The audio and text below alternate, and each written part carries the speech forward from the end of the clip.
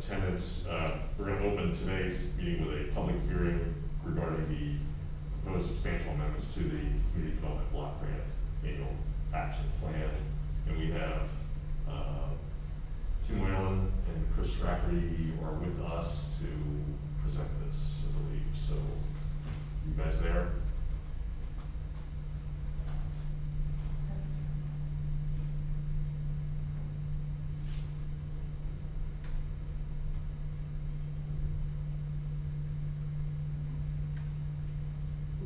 You didn't read them, right? No. Cover the bottom. I'll have to talk. There you go. Yeah, gentlemen, we're working through a technical here, so apologies. Good morning, Commissioners. Okay. Good morning, Commissioners. Good morning. Go ahead. Yep, good morning. Okay, good. Thank you for making time for us this morning. This is the second public hearing on proposed amendments to the 2017 to 2020 Cdbg Annual Action Plans. I'll ask Chris Rafferty to give just a very brief synopsis, and then we can see if there's any public comments. So. Good morning, Commissioners. Now at the time, we have to amend our action plan based on requests from the communities or nonprofit organizations that request additional money or a change in scope of their existing projects.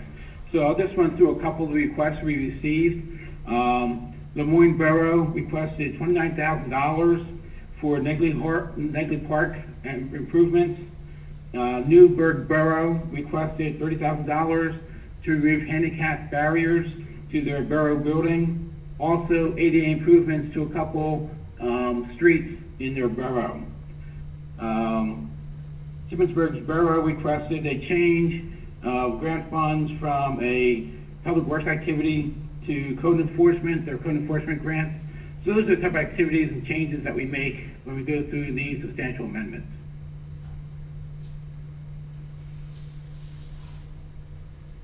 Any questions? No. Okay, I think we're good on that. And this is for action Monday, did you say? Action on Monday, yes, sir. Okay. Tuesday. On Tuesday. Tuesday, yes, right, Monday is, Yeah, excuse me, yeah, Tuesday, yeah. thank Yep. you. Haven't gotten into holiday mode yet, so.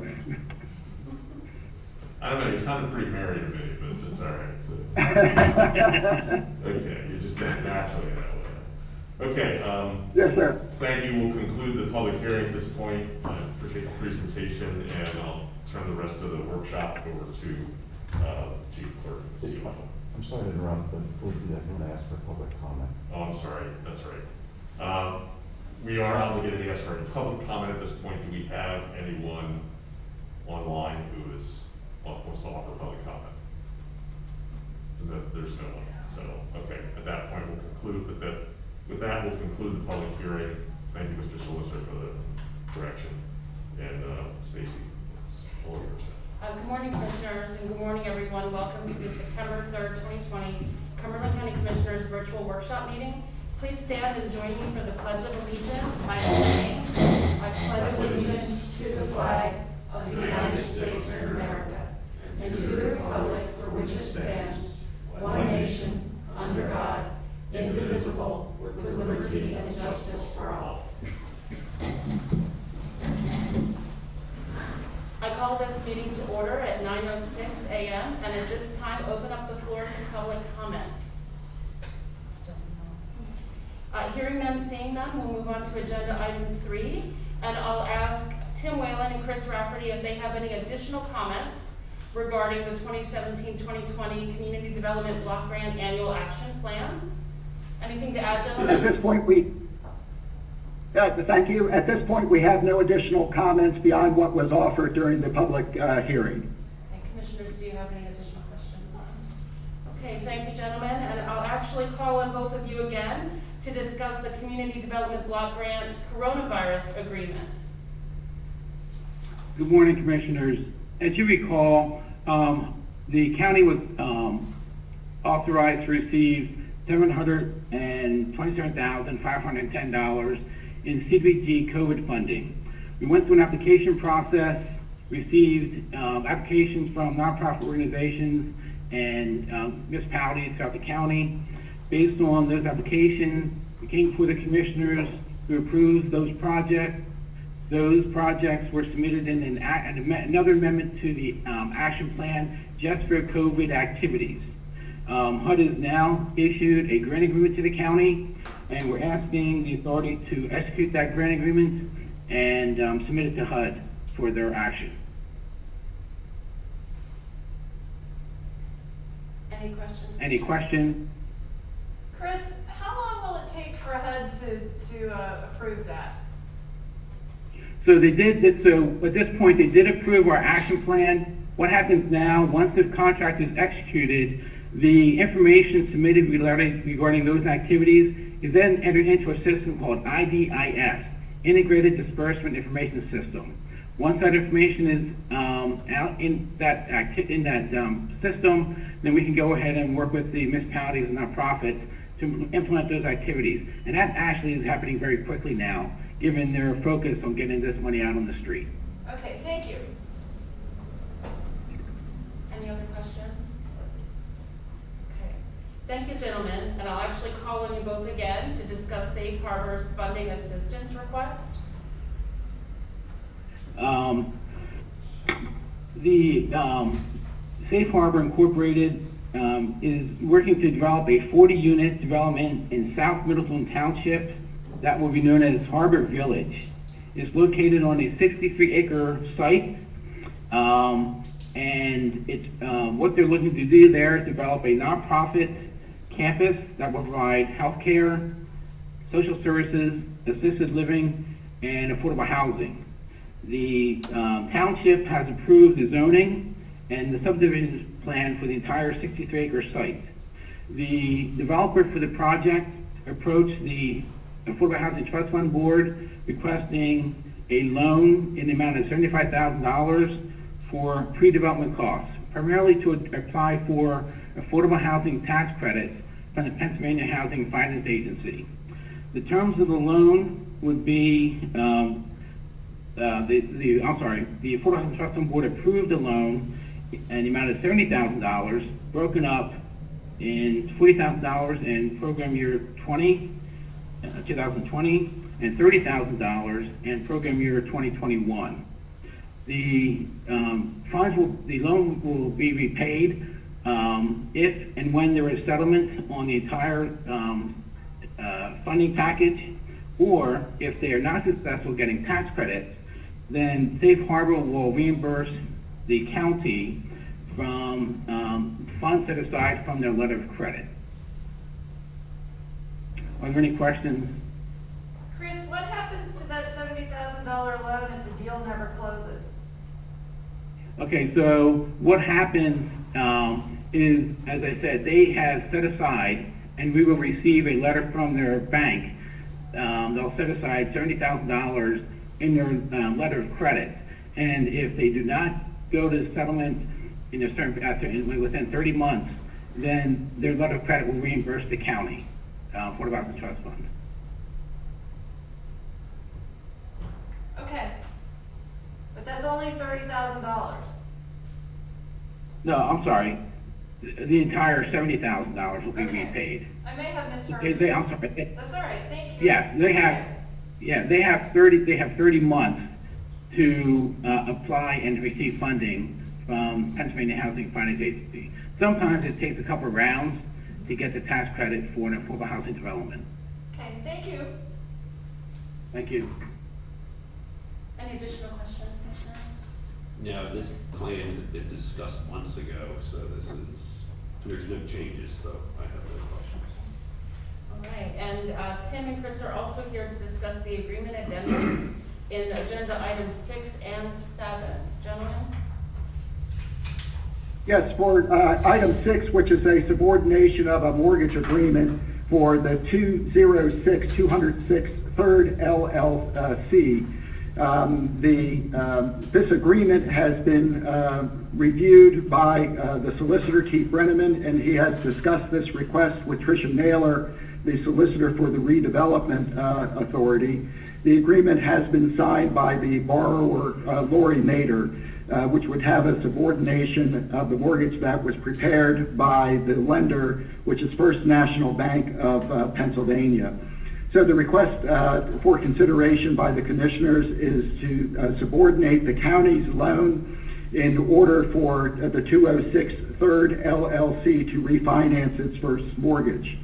The county is in the second lien position behind the S&T mortgage, which is $127,500. The new mortgage is for $116,250, which will pay off the existing first mortgage. The refinance will reduce the original loan-to-value percentage.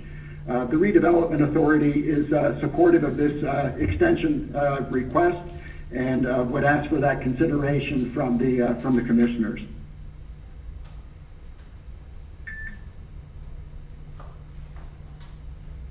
Any questions on the first item? Go ahead, Jim. Okay, great, thank you for that. And the second item is a discussion of a loan modification for the Chef for Hire LLC doing business as Mid-State Taco. This loan modification agreement has been reviewed by the county solicitor, Keith Brenneman, and he has discussed it, the request with Tricia Naylor, the solicitor for the Redevelopment Authority. The revised agreement has been signed by the borrower, Pippa A. Calland. This loan modification and extension request is different from usual requests. The COVID-19 crisis has created, as you know, serious disruptions, especially in the restaurant and food industry. And the owner is trying to be proactive in her financial planning. Prior to the pandemic, she had expanded her businesses, and there are concerns about how things will continue to evolve.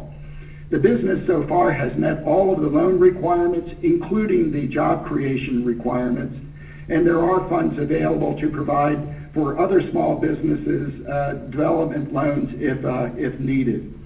So we don't believe that there have been no difficulties in handling of this loan to this point. So we're supportive of the extension request and would ask for that consideration from the commissioners.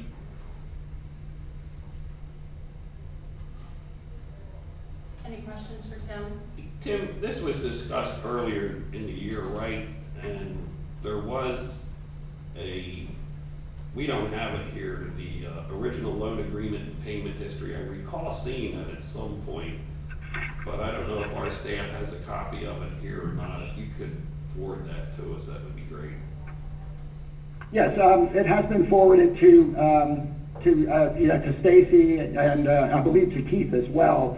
But yes, I will be sure that it was sent to you. The borrower in this case has actually been paying more on a monthly basis than the loan requires. So we have a very good history with this particular borrower and feel confident that they'll be able to continue meeting easily the terms of the loan extension.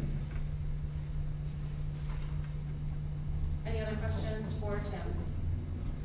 No, Chris, are you still there? Yes, ma'am. Chris, I just want to thank you so much for working with Newburgh Borough. Yeah. Yes, I we had a really very appreciate it. well. Thank you. We had a very productive meeting when I went out there, and just got everything resolved. And we're going to be working with them on doing an income survey throughout their entire community. So we're very happy how that all turned out. Thank you. Thank you. Thank you, gentlemen. Agenda item number 8 is contracts and grants. Agenda items 8(1) A through D consist of existing contracts, contract extensions, or addenda with no additional cost or increase to the county for children and youth services, the district attorney, victim services, ERP, and MHIDD. Commissioners, do you have any questions, comments, or concerns regarding any of the contracts for the above-mentioned departments? Hearing none, we'll move on to agenda item 8(2), which consists of new contracts, vendors, services, grants, and contracts with increases or decreases to the county. And I'll start by calling on Greg Miller to discuss the Borough of Carlisle agreement for adult probation. Greg? Good morning. Good morning. Yes, this is something I had talked to Vince about prior to pre-COVID and also with Sandy. This involves us securing a parking spot through the borough of Carlisle for our, lack of a better term, our arrest car when we detain individuals from our office. So we were able to work with Stacy Hamilton from the borough, and she supplied the contract that consists of a spot for us right behind our office, the Reed building, that involves $240 every 6 months, which we're able to pay it twice a year for a total of $480 a year.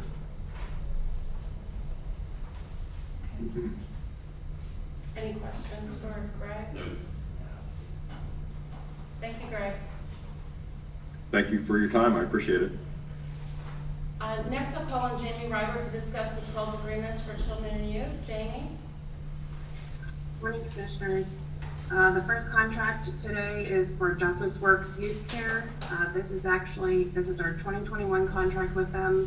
All of their rates are remaining the same for this year with the exception of one, and it's their mileage reimbursement, and it's actually reducing from 58 cents a mile to 57.5 cents a mile. The second contract is with Preventative Aftercare. They provide in-home services for our youth. They address behavior issues with the youth and the family as a whole, and they also have a program. For a second, I'm really sorry. That is just mumbling. I can't. It's very, very hard to tell what's going on. Can you hear me now? Yeah, that was better. I'll get a little closer. Thanks. Thank you. The second contract is Preventative Aftercare. They provide in-home services to our youth. And they also have a program where they work in conjunction with the county prison. They offer parenting classes and visitation with eligible inmates whose children are in foster care with our agency. They've requested a 2% increase to their two programs for this year, indicating that they are trying to keep competitive employee wages and benefits, as well as staff retention and recruitment. Transportation costs have increased over the year, and also to provide additional trainings to their staff to increase the level of service that they're able to provide to our families. The next contract is with Clearvision Residential Treatment Services. This was a new provider for us last year, and then this year they are requesting a 2% increase based on maintaining their services, doing building renovations for their program, and maintaining competitive wages. The next contract is Marikey, Pennsylvania. This is one of our largest foster care programs that we contract with. They did request increases on several of their programs, ranging from just under 1% up to 10.3%, 30%, sorry. They have not had any increases to their programs since 2016, 2017. And this year, based on increasing their health and wellness benefits for their foster care programs, staff retention to maintain continuity of care for their children, and providing an increase in rates to their foster parents, they did request these increases to their programs. The next contract is Ivanko International. This is our state mandated system that we keep all of our client information in, and it allows the other counties to cross-reference as well as the state to access our information. The rates for these services are actually negotiated and approved on behalf of the counties by PCYA and CCAP. They have not had an increase to their service rates since 2016, 2017, and most of these rates are funded by our IT grant that's approved by the state. Anybody have any questions so far? Jamie, on that Ivanko, what does CWIS stand for? That's the Child Welfare Information System. And that's also a statewide program that we're required to use. Thank you. And You're welcome. Jamie, if I'm remembering correctly from talking with Nikki, eventually this contract, we won't need it anymore because the state is putting together their own system. That's correct. And they were working they were working on that at the beginning of this year, and then with COVID, that kind of got pushed to the side, but they are, yes, working on a new system. Okay, thank you. The next program or provider that we're contracting with is ABC, Alternative Behavior Consultants. They are our parenting and visitation program. This program is really favored by our courts and judges, and a lot of our parents at least come in and go through this program initially whenever we're involved with them. They are requesting for several of their programs to have some increases. They range from 3% to 10%. Many of the services that they provide to our clients have had to have been altered over this past year. They've had to increase their technology. They've had to increase the supplies that they have because they do a lot of visitation. So they've had to buy additional toys and games and equipment that the parents use with the child when they're visiting with them, when they're learning how to parent with their skills. They did request increases last year, but they typically are requesting very minimal increases with us, and also are very good with working with us, tailoring programs to our specific needs. So we felt that these increases were justified with that. The next contract is the Children's Resource Center. That's through UPMC Pinnacle Harrisburg. These rates are set by, I'm sorry, did somebody say something? No. Okay. These rates are set by the hospital. This service is a service that we use for all of our CPS child abuse cases. And we send the children there for an examination and an interview. And then we are able to make a determination on if we can indicate a case where there's suspected or alleged physical or sexual abuse. The next contract is with Community Service Foundation. This was a new program for us in 2019-2020. They actually have some programs with foster care that have more ability to provide services to our more intensive cases, our children that have multiple diagnoses and behavior issues. And they are requesting minimal increases of 3% and 2% to their two programs. The next one is for Outside In School of Experiential Education. The only change on this contract is that we are adding an additional service.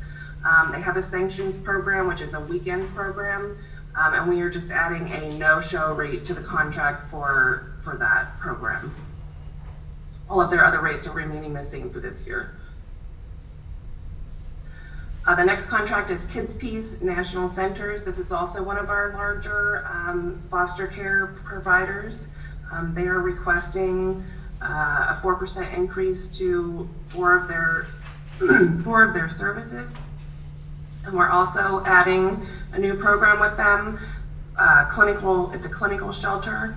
And we're hopeful that this will provide an option for when we have these difficult children that we're not able to locate a foster family for, that they can actually take these children in and provide some services to them until we are able to get them to a point where they can move into a foster home. They did receive increases last year, but prior to 2017 and 18, they had gone quite a few years without increasing their rates for us. Northampton County Juvenile Justice Center. This is a center run by Northampton County. We do have this just for their detention services. Detention beds are typically very hard to come by, so we try and contract with as many providers as we can so that we have some options whenever probation needs to place a child. They did ask for a 1.89% increase this year, and we don't typically use this due to the distance, but we do have them on hand just in case. The last contract is for Language Services Corporation. This is our InterpreTalk. We use this for phone calls where we need interpreting or sign language interpreting for meetings or any other type of interpreting. We only have two things on this contract that are changing. They did increase their mileage reimbursement rate from 54.5 cents to 57.5 cents. And then we are adding an account maintenance fee. It is $1,200. However, if we meet the threshold in services that we use them for throughout the year, we do not have to pay that. And based on information that we have from previous years, we will far exceed the threshold that they are requiring for that. So we shouldn't typically have to pay that. Are there any other questions? No, thank you. Okay, thank you very much, Jamie. Very Thank you. detailed. Next, I'll call on Melissa Smith to discuss the two agreements for CNRC, and Commissioners, please note, the contract with Franklin County Career and Technology Center is action requested today. Melissa? Good morning. The first one is our Health Network Labs. We currently contract with Health Network Labs for our residents, but this contract is to provide COVID services to the staff. The testing for COVID continues to be a struggle for us, trying to find not only the equipment to do the test, but facilities that are able to turn the test around in 48 to 72 hours. So we're reaching out to Health Network Labs, who has offered to try and do this service for us. We are at the point now that we are required to attest every employee at least monthly. The testing will be based on the positivity rate in the community. Right now that's under 5%, so the testing rate will be monthly. Once it goes above 10%, we'll be required to test staff twice a week. So it's important that we have available resources to us, and that's why we reached out to Health Network Labs for the employee testing. Any questions? Yeah, Melissa, I have a question on this. Now, I mean, there's been a lot of press about these new instant tests that are going to become available and such. And I don't know a whole lot about those, but since obviously the testing technology is evolving very, very rapidly, are we obligated to this? Are we certain that this is the type of testing that we're going to need for a full year, and I see it renews automatically as well? Are we sure there's not going to be a better option come available in a month or two or three? And are we obligated to retain this then? There's no obligation to use them. It's just another resource for us. Okay. What is currently happening is we have what's called point of service testing. We have one machine that we purchased, and one machine arrived late last week from the federal government for testing.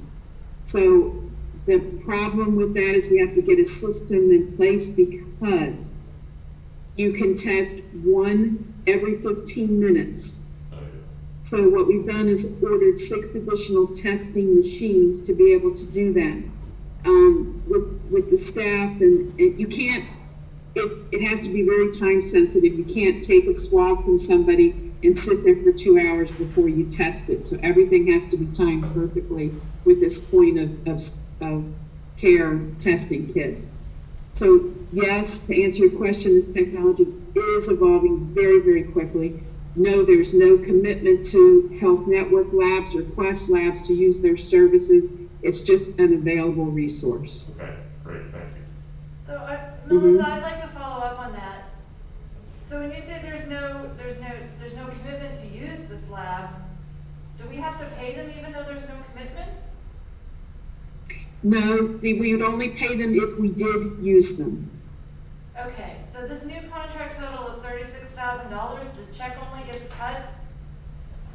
When does the check get cut then? The check would get cut if we used the service. So if we had 10 employees that had to be tested and we used Health Network Labs to test them, we would be charged $100 or $120 a test for it. The number I put on here was just thinking if we had to use them, what would be a good number that we may have to use. I'm telling you we go day by day trying to figure out where we're gonna be able to test, Okay. if So we is have this, swabs. is this in essence a contract? It is a contract, it's a service that will be provided to us should we need it. Okay, thank you. It And is, then, okay. okay, So it's a not to exceed 36,000. right. Okay. Okay. And, when you say you're getting 6 other machines from the federal government, are those No, no, free? no. No, we only got one machine from the federal government. We ordered 6 additional machines for ourselves through a vendor, And how much are those? under $500 a piece. The biggest cost with that is the swabs to do the test. They're $30 a piece. Okay, so, and we think it's necessary to have both of these things in play? Yes, Okay. absolutely. All right. Thank you. Machines are $500. Sure. $500, okay. But each machine is $500. Under. It's like $430. That's actually pretty cheap. Well, think about it, that if we can, when we go to this point of care service, it's gonna cost us $30 a piece to test each person versus $100 or $120 a person with the Yeah, machines. thank you. Okay.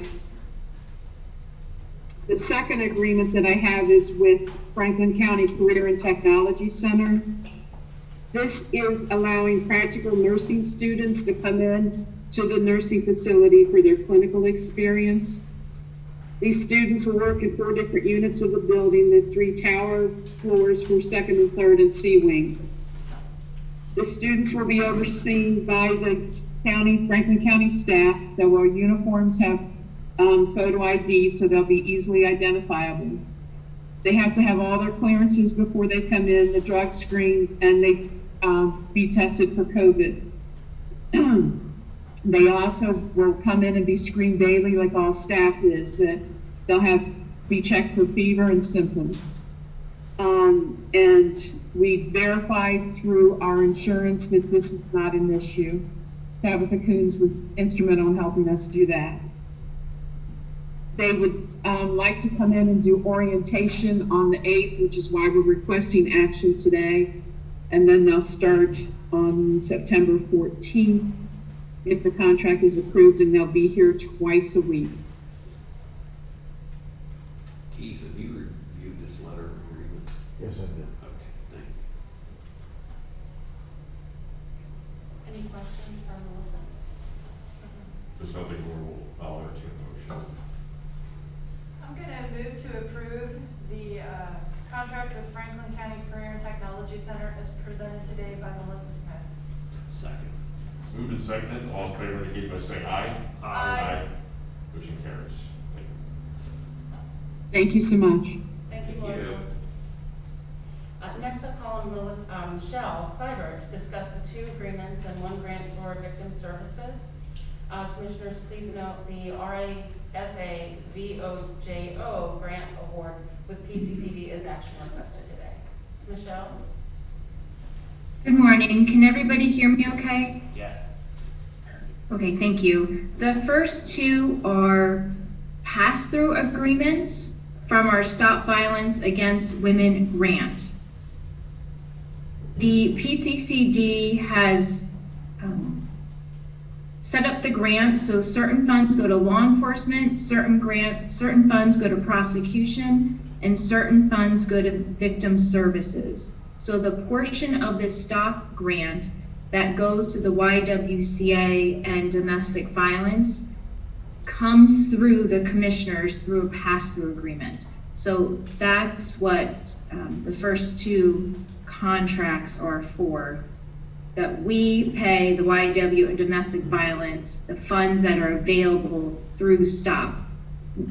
There's nothing that hits the general fund.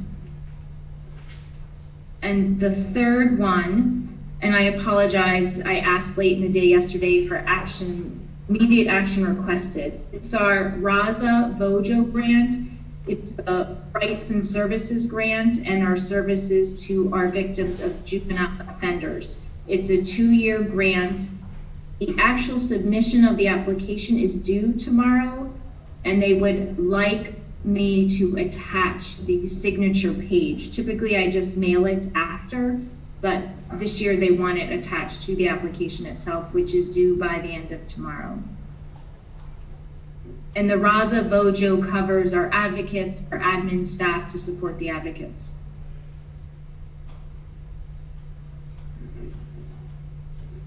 Any questions for Michelle? Michelle, what's the reason for the $6,250 decrease on the pass-through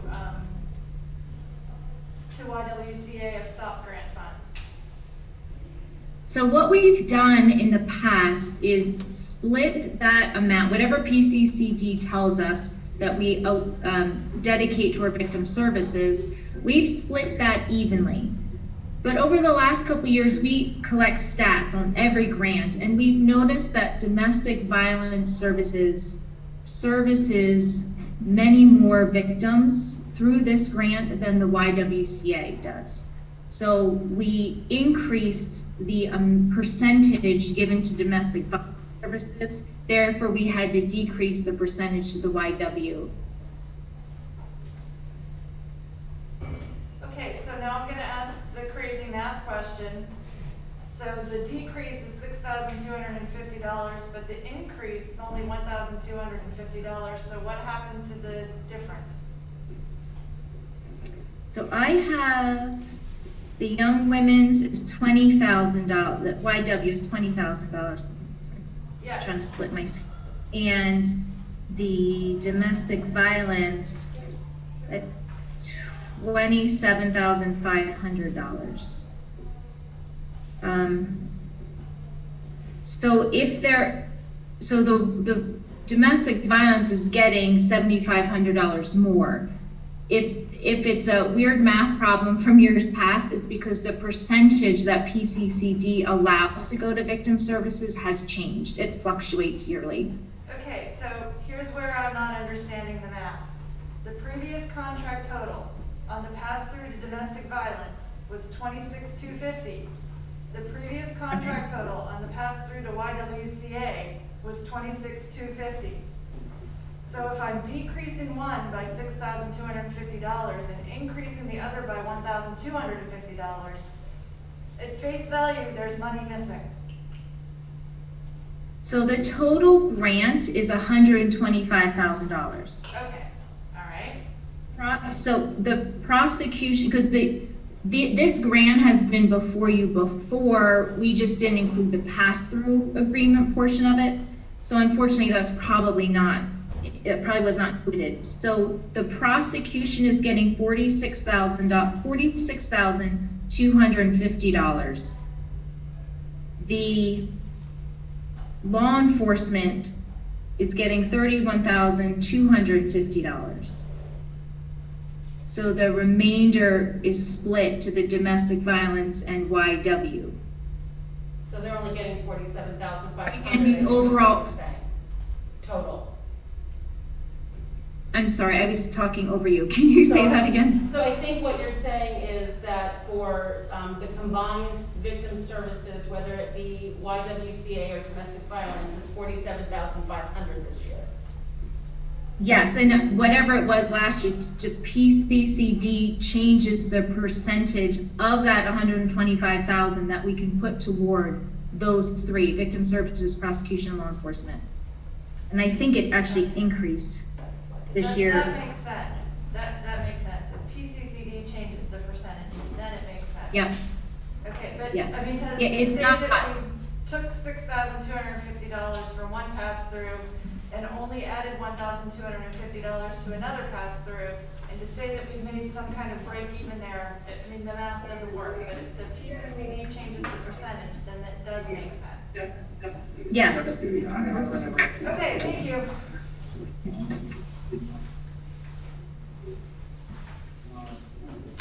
Any other questions for Michelle? Thanks. Okay, so we need the action on that. So, I'll entertain a Yes, I'll make a motion motion that we approve the PCCD RASA VOGO grant amount of $403,292. I'll second that motion. Moved and seconded, all in favor indicate by saying aye. Aye. Motion carries. Thank you, Michelle. Thank you.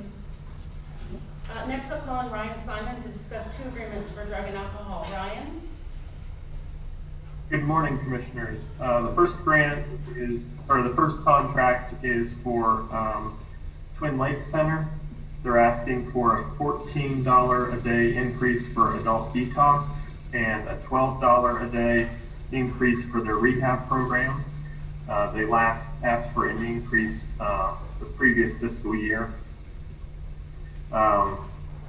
They're asking for an increase because of salary and benefit cost increases. The second contract would be with Nuestra Clinica. They have a male rehab program. They're asking for a 10% increase.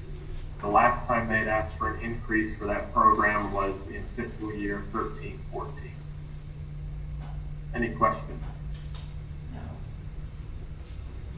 Thank you, Ryan. Thank you. Next, I'll call on Sue Carbaugh to discuss the fiscal year 2020-2021 agreements for mental health and intellectual development disabilities. Sue? Yes, good morning, Commissioners. So the first contract is early intervention. The first one is actually an addendum for 1920. It's an increase of $2,200 for Indo Healthcare Associates. They do our evaluations on the children. The second contract that is there is for the Foundation for Enhancing Communities. It is actually a grant that we received for training. We approved this when we were going to do it in person. It is back on the agenda because we had to put it back on because now we're going to do it virtually. And the actual time frame ran out because of COVID. So the amount is $2,475.43 that we're going to be receiving. We actually need your signature on the document so we can receive the funds. So is there any questions for the early intervention contracts? Is this an action requested? So when did you need those signatures? Is Monday or Tuesday okay, or did you need that today? Yes, that's fine. Okay. Tuesday. Okay. Okay, so for the intellectual and disabilities contracts, they're all fiscal year 2021 renewals. The first contract is for Pencrest Services. It's a decrease of $1,709. It is actually for residential services and day program services. The next contract is for Alma Health, doing business at staff. An increase of $192, and it is for companion service. Next one is Harrisburg Home Health Holdings, doing business as Angels on Call. It is actually a decrease of $99,094. It is for companion and in-home and community supports. Next one is York County Transportation Authority, doing business as Rapid Transit. It is a decrease of $3,402, and it is for transportation services. And the last one for ID is the Devereaux Foundation. It is a decrease of $2,104, and it is for residential services. Any questions for the ID contract? Sue, I just have a comment. This decrease of $99,000, this is because of COVID. If I'm assuming correctly, it's because people aren't going in home. That is correct. We don't have a lot of staff going into the homes yet, so. Okay. So we have people not getting service. Just A lot of that is because Go the ahead. families are saying that they not come in. Yes, I understand. We probably will. Okay. When things loosen up some more, I'm sure that we're gonna have to go the other way with this. Right. We're gonna have to increase the contract, yes. Mhm. Thank you. Yes, so for the mental health contracts then, the first one is the Redevelopment Authority. It is a decrease of $188. It is for housing support. The Aurora Social Rehabilitation Services is a decrease of $108,088. It is for social rehab services. I'm sure you know that this is only a 6-month contract. The next one is PA Counseling Services. It's a decrease of $11,724. It is for transitional and community integration services, basically to the prisons, Cumberland and Perry Prison. Then we have the Perry County Prison, a decrease of $4,756 for this contract. It is also for transitional and community integration. The next one is Riverside Associates. It's a decrease of $15,000. It's for outpatient therapy. We have the Dauphin County Mental Health, Autism, and Developmental Programs. This is a decrease of $110,000. And what this is the decrease is a result of the new Visions LTSR that we are opening here in Cumberland County. Hopefully to open it sometime in September. And the last contract for mental health is the Cumberland County Prison. This one is an increase of $3,635 for transitional and community integration services. Any questions on those? Thank you, Sue. Is there, Welcome. I don't understand why I can't see them. I have that on my list of things to question. I don't see Okay. that anybody has their camera turned on. Oh, well, maybe they should, if they're presenting. Right, I had it on my list to follow up to see if it was a glitch with Zoom or if it's. Oh, there we go, yay! Hi. It's nice to see everyone that's giving a present, like, it's nice to see you. Good morning. Thank you. All right, well, I can cross that off my list. Not an issue with Zoom.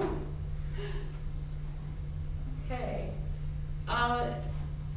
I did see Kirk pop up on the screen there, and I'll actually, those are all of the contracts. So we'll move on to agenda item 9, and I'll call on Kirk to discuss the bid opening for Ramp Bridge. Kirk?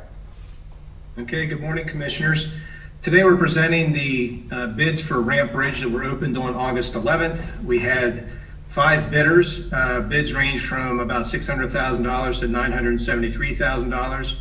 This is for a rehabilitation of Ramp Bridge, which is our only remaining covered bridge still in service in Cumberland County, and it's one of our historic bridges that still maintains traffic flow in the county. So when we look at our bids, we had 2 bidders, including the apparent low bidder, Lobar Site Development, and JD Ekman also submitted non-responsive bids. They had elements of their bids or attachments that were required that were not included in their bids. Our solicitor determined them to be non-responsive and they were removed from consideration. Therefore, our apparent low bidder is J. Folkrod & Sons at a price of $623,567.56. So we'd be looking to the Commissioners to make a recommendation of award to J. Folkrod & Sons, and also authorize the solicitor and myself to work with J. Folkrod & Sons to secure and execute contract documents to get the project moving forward to construction. One other quick note on this is the price. You know, we had estimated this between about $400,000 and $450,000, so this is clearly above our estimates.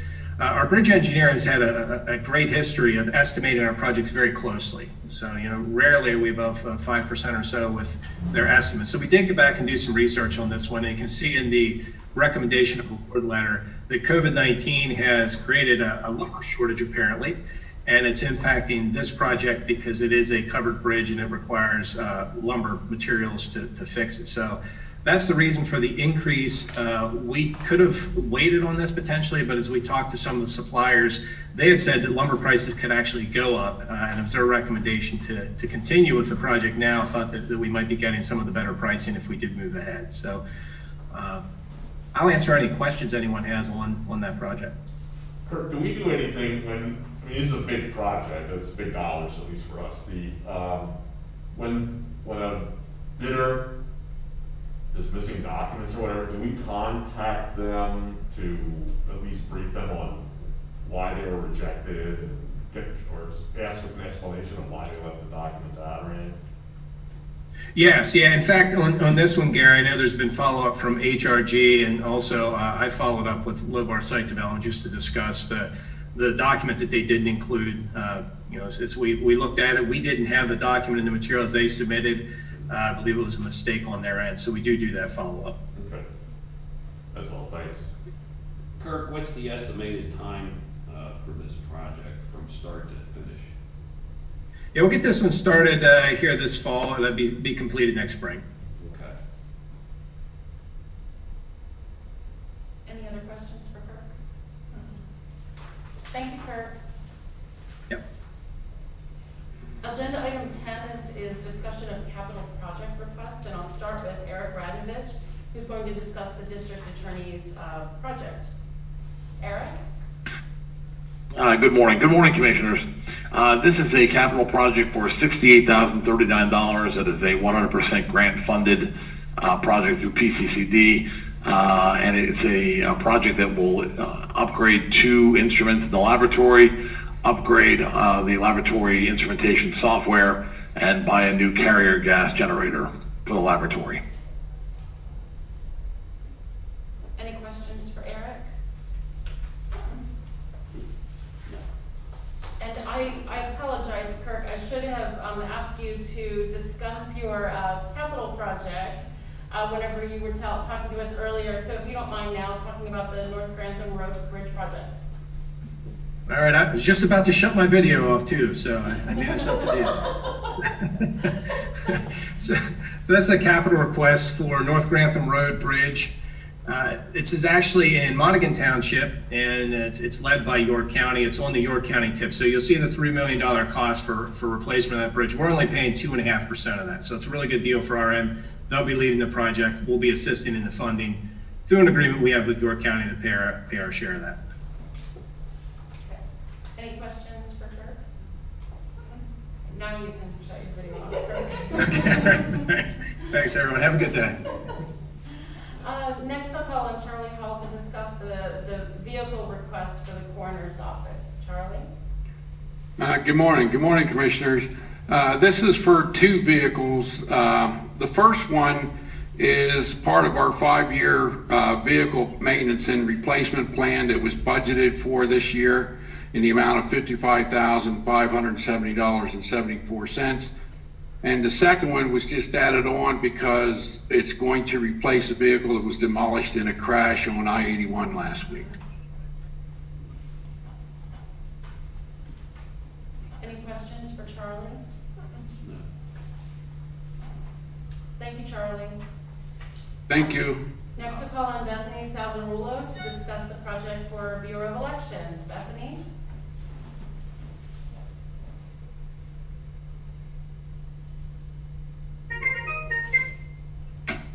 Good morning, Commissioner. Sorry about that. Yeah, of course the phone rings as soon as it's my turn to talk. Okay. This is for protective shields for our poll workers. So at the sign-in poll books, at the polling places, this will be a protective shield so that along with other PPE they'll be wearing, this will just kind of, give them some more protection between the voters signing in and the poll books. This will be funded by our CARES grant that we have available. Any questions for Bethany? Thanks, Bethany. Thank you. Okay, so next I'll call on Commissioner Eichelberger to discuss the appointment recommendation to the Cumberland Perry Drug and Alcohol Commission Community Advisory Board. Commissioner Eichelberger?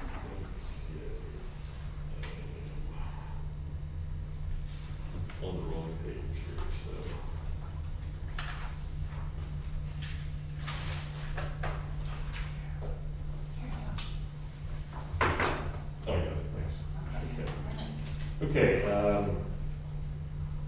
everybody got a copy of this, so it shouldn't be confused to anybody, but we have a vacancy on the advisory board. Our candidate is Tom Moriarty of Shippensburg. Worked with the county on a number of things in the first responder community, as I recall. So was grants administrator, and he would be appointed to fill the current vacancy, a 3-year term, October 1 of this year through September 30 of 2023. So his application credentials are attached, and action off my memory. Is fine. Okay. So there it is. If there's questions, you have to come up there. Thank you, Commissioner Eichelberger. Next up, call on Commissioner DiFilippo to discuss the 2 appointment recommendations to the Latour Regional Authority Board. Commissioner DiFilippo. Thanks, Stacy. Yeah, Andy Parker, who's the head of the Latour Regional Authority, had come to several of us and said they had a couple of openings they'd like to fill on the board, or on the authority, that is. 2 individuals who are recommended highly are Ben Bummer, who is a current member of the Central PA Conservancy. I know Ben personally. He years ago was involved with the effort in Silver Spring Township to create the land preservation program. We also have a letter here. Teresa was able to make a better copy of it from the executive director of the Central PA Conservancy, Anna Yelp, that describes a little bit more about Ben. The other candidate is Joel Hicks, who I think I may have met one time, but he is currently a Carlisle Borough Council member. His credentials and bio are also included. He also comes highly recommended. There was a concern of potential conflict, since the Latour Regional Authority does at times present information or weigh in on development issues that impact the Latour watershed. Solicitor Brenneman and Keith, correct me if I'm wrong, we feel that there is no conflict here, and if such potential would exist, that Mr. Hicks would certainly understand that. Correct. So I personally have no issues, and I have no issues at all with these 2 folks being appointed. So any conflict would be at the side, basically, if you would have to recuse himself in those instances. Correct. Right. Okay. Yes. Thank you. Thank you, Commissioner DiFilippo. Agenda item number 13 is Commissioner's Liaison reports, and I'll start by calling on Commissioner Eichelberger. Okay, very briefly, I don't have anything on for the NHIMD meeting because it was canceled for this month, which probably explains why I couldn't get in on the Zoom.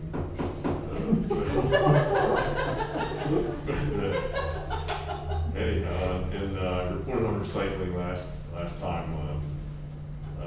The only other thing I'd have is, of course, Katie, which is we have executive committee meeting next week. The board meeting, as a reminder, is canceled for this month. But we have executive committee still on, as far as I know. I'll double check that one before I see it.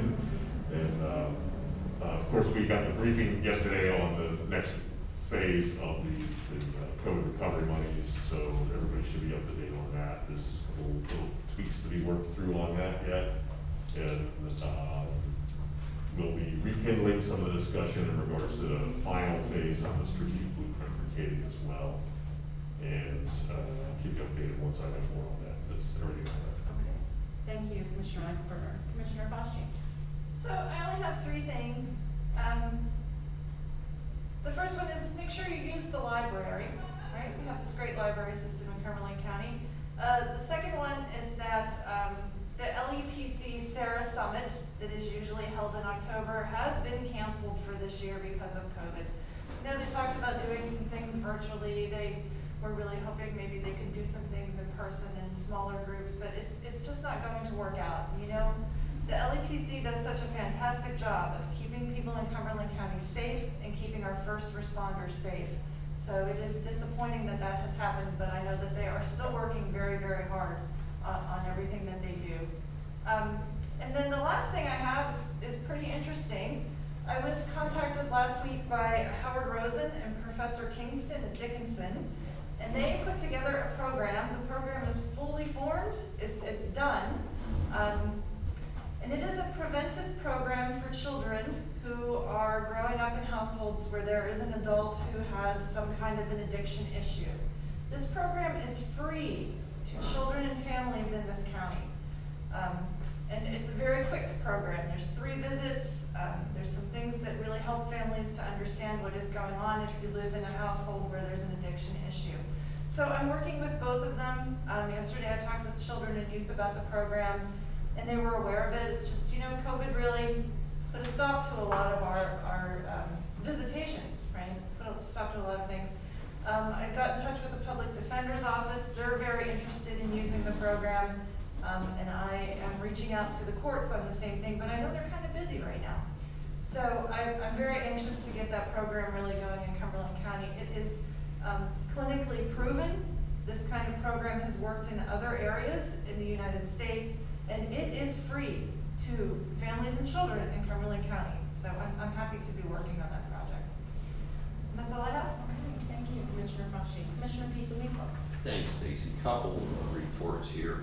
First one is the County Housing and Redevelopment Authorities. A couple of big items Tim Whelan and Chris Rafferty hit on today. The safe harbor request and the block grant agreement between the county and HUD. But just a couple of other items.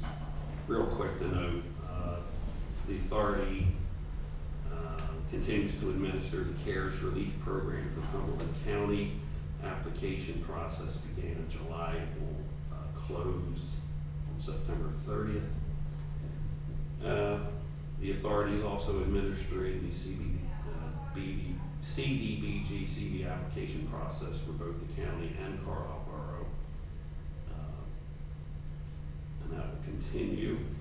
Also, the authority continues to implement plans for the utilization of additional funds received to support public housing operations and the Housing Choice Voucher Program.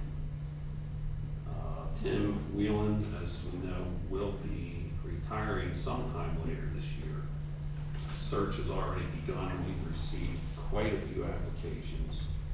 I would say, in my opinion, there's probably a handful that are excellent, and that these applications and resumes will be a thorough review starting on September 11th. And that's all I have for the authority at this time. The Conservation District also met last week. As you know, the big thing here is the Chesapeake Bay program, the watershed implementation plan. The goal, of course, is to greatly reduce the amount of nitrogen and phosphorus and sediments going into our streams. The goal is to have the plan in action by 2025. Reduction in the pollution is achieved through many things. Proper implementation of the norm management, nutrient management plans, the ag erosion and sediment control plans, and best management practices. And these include things such as grass waterways, aka riparian buffers, diversions, no-till practices, cover crops, manure storages, and other practices. The Conservation District is currently working with what we call the Ag Action Team, which includes members of Natural Resources Conservation Service, Farm Service Agency, also bringing into the fold the Farm Bureau, represented by Kent Strzok. And what we're doing is farmers are talking as to what they're doing presently to address this problem and what we can do to further enhance best management practices. So far, the Conservation District in the last 4 years has inspected 270 farms. Only one did not have a conservation plan. In addition, for the month period of July 23 to August 19th, the Conservation District has received 21 requests for assistance for erosion and sediment control plans. And that that's all I have at the moment for Conservation District. The Ag Preservation Board will meet next Wednesday.